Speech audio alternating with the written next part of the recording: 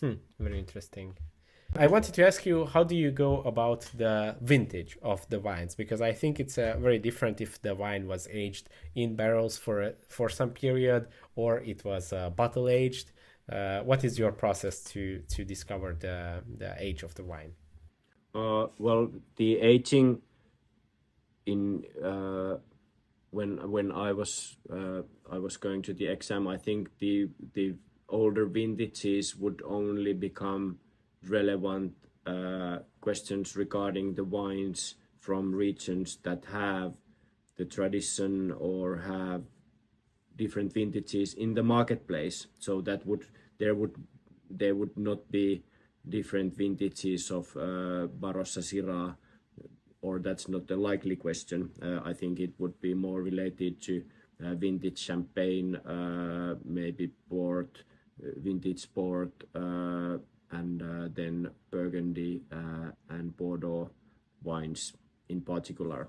So therefore, I think it was more about, and that's why we had Bordeaux tasting seminars, or that's why we made a trip with my colleagues to Burgundy, so that I think when it comes to older vintages, it's about knowing them. It's about tasting them. It's not something you can calculate from the glass that okay, this has this color, so it's like current vintage -7, and then maybe barrel. So I think then it's about the aroma style, because different vintages have very different uh, uh, qualities, and they evolve differently, some faster, some slower, and they have very unique characters. So I'm not very good at that.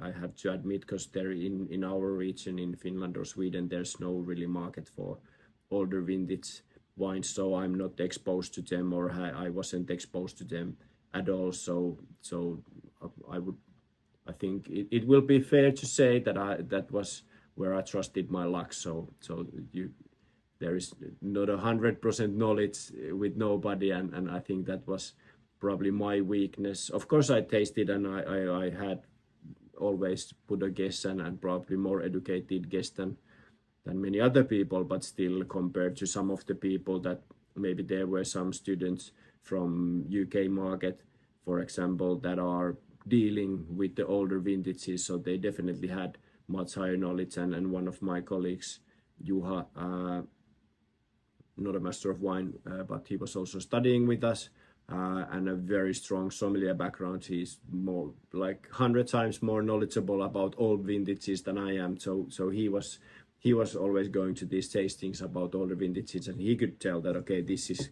of course this is 96 because this is how the aroma is, and this is probably Chateau Latour or Mouton Rothschild because of these reasons. So there are people that are much more knowledgeable on that, but it wasn't my strongest case. But of course, when you go to the exam, you then you are really studying, so you know at least what are the last 10 good vintages from Bordeaux and Burgundy and something. And if the wine is a very good example, I think they are more likely to put a great vintage on the tasting than a bad vintage on the tasting. So normally the wines that you will have in the exam, they are not trying to make any tricks. It's already difficult enough as such, so that the wines that you would be faced are always best examples of what it could be.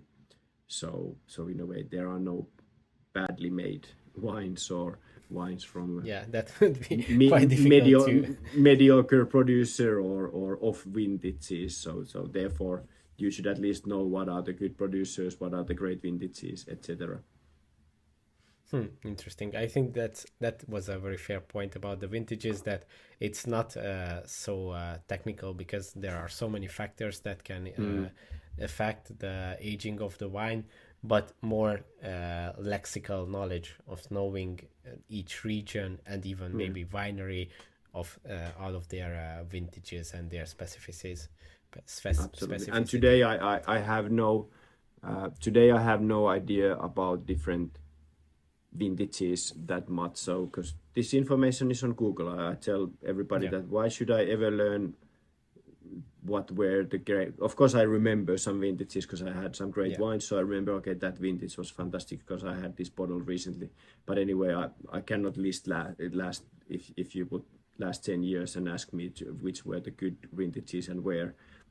Have no idea because that information I can find in 10 seconds from Google. So it's why should anyone learn anything that is so easily available? So it's more about understanding than what does it mean, a good vintage, or what could I expect from a good vintage instead of knowing what exactly is the vintage. Thanks for watching this video. You can watch the full podcast episode by clicking here, or watch another interesting video by clicking here. Let's continue the discussion in the comment section and see you in the next one.